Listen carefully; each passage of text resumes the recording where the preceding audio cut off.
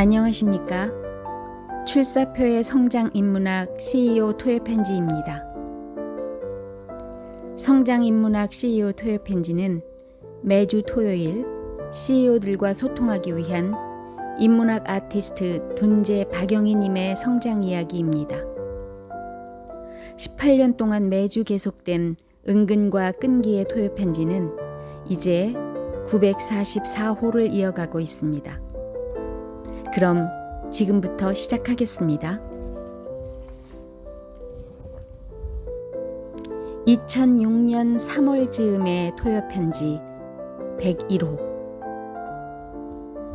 존경하고 사랑하는 CEO 여러분, 토요일 정오 TV뉴스의 일기예보는 황사를 몰고 꽃샘추위가 온다고 염려하고 있지만 유난히 길고도 추웠던 겨울의 흔적조차 찾을 수 없을 만큼 봄은 발끝에 걸려 있습니다.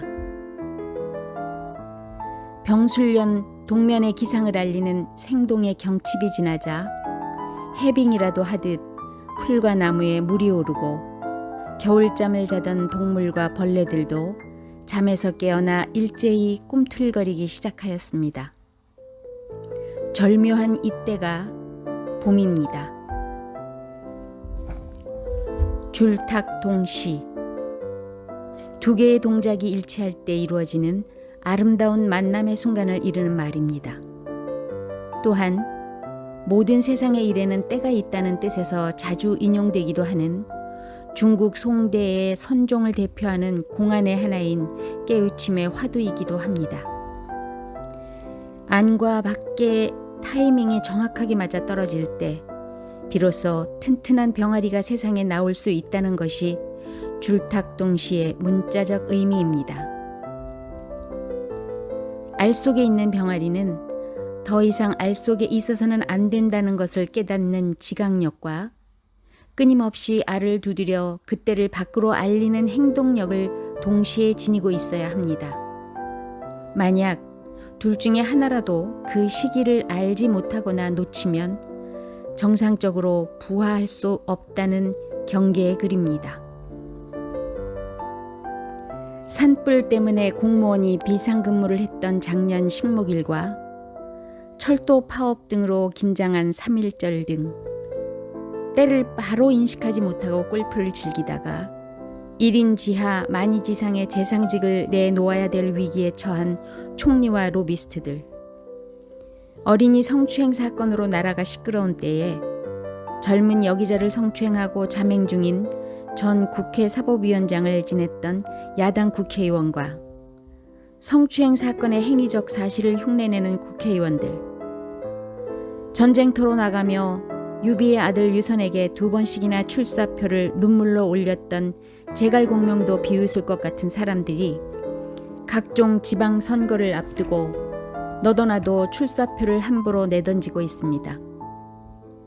특히 바쁜 국정 업무에 시달리는 총리에게 골프는 일종의 해방구일 수 있지만 민족의 최대 기념일인 3.1절에 부적절한 사람들과의 돈 내기 골프는 골프 자체의 문제라기보다는 3.1절이라는 때의 문제가 더 큰 것 같습니다.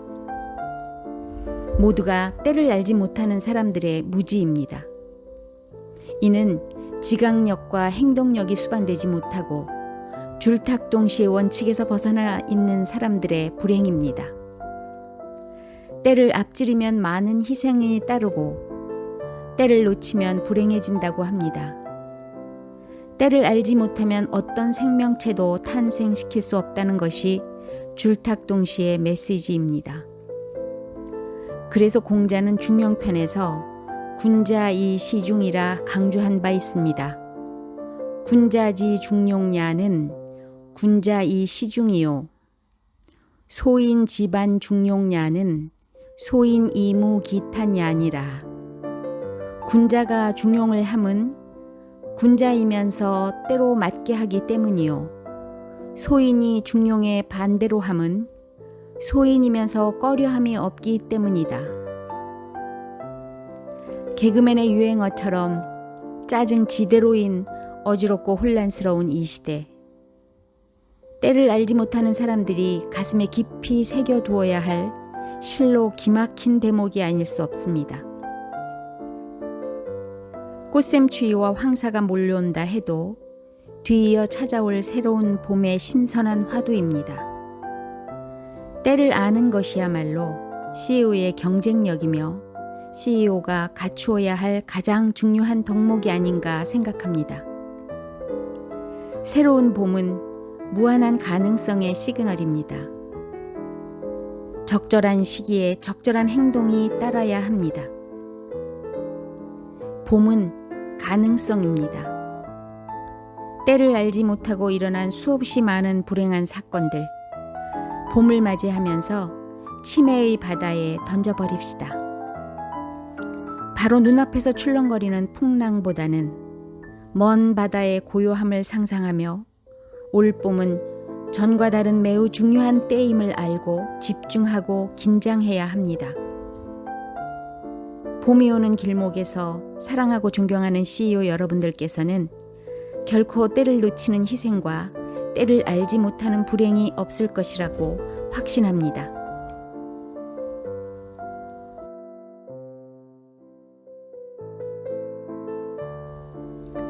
(2006년 4월) 즈음의 토요편지 제103호. 크고 작은 모임이나 조직에서 봉사할 때 인간적인 매력과 이미지가 훌륭한 분들도 개인의 운명을 바꾼다거나 국가와 민족의 사활이 걸린 문제도 아닌 지극히 사소한 일에 관여하다가 성정을 잃어버리는 CEO들도 만나게 됩니다. 순자는 무용지변과 불급지차를 기이 물치하라. 쓸데없는 변론이나 급하지 않은 일은 버려두어 다스리지 말라고 하였습니다. 그럼에도 불구하고 형식이나 절차 등 외형적인 거칠애와 의전 또는 자신을 챙겨주지 않았다는 것 때문에 덕보다는 훨씬 많은 카리스마를 앞세워 자신의 권위를 가시하려다가 큰일을 그르치고 마는 CEO들을 왕왕 만나게 됩니다. 이렇게 말씀드리는 저 자신도 자유로울 수는 없습니다. 불만족스럽다거나 불편한 일들이 있을 때마다 먼저 나를 다스리며 겸손해야 함에도 불구하고 성정을 잃을 때가 너무나 많은 저의 삶도 아득하기만 합니다.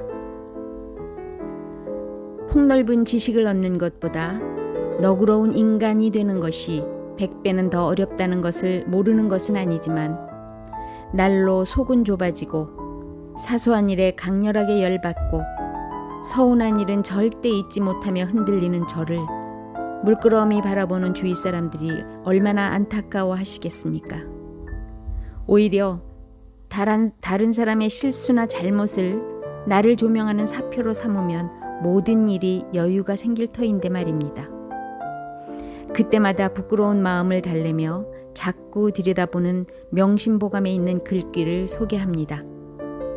자왈, 공자가 말하기를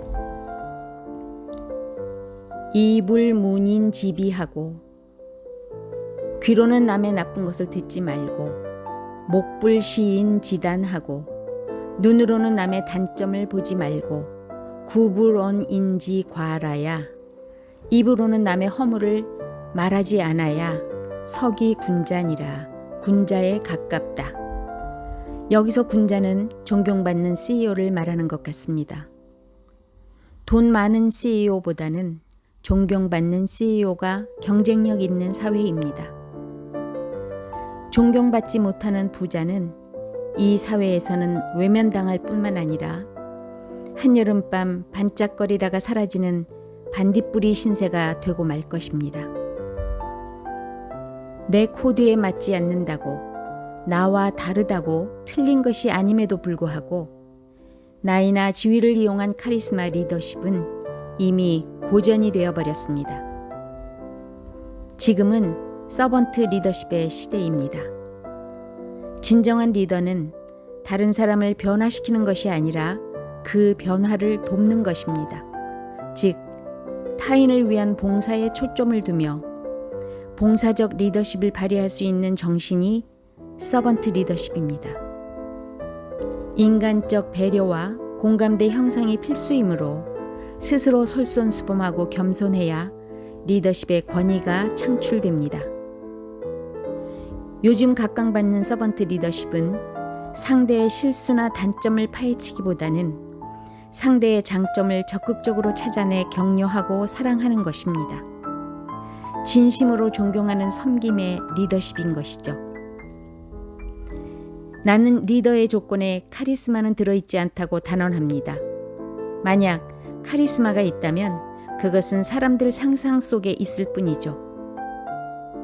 여유를 갖고 이웃을 섬기고 배려하며 행복하게 만드는 것이 진정한 리더십입니다. 어느 다국적 기업 한국 대표의 말입니다.